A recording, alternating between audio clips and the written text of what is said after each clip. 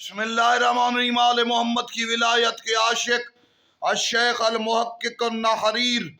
ابو جعفر محمد بن حسن بن علی الطوسی طیب اللہ مشہدہ شیخ الطائفہ، کیا مقام عظیم اکابر شیعہ ستون میں سے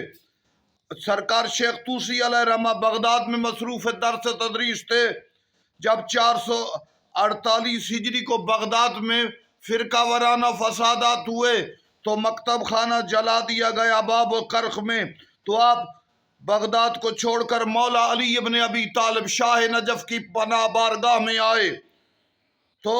مولا علی کے حرم میں کام کیا، پھر وفات پائی، مولا علی کے حرم میں دفن ہوئے۔ علی کا عاشق، آغاز میں بھی عشق علی، درمیان میں بھی، شہادت کے بعد عشق علی کام آیا، علی کے قریب قبر کی جگہ ملی۔ قاہرہ کے مخالف بھی تعریف کرتے تھے کہ یہ تھا تو شیعہ لیکن علم میں طوسی بڑے تھے۔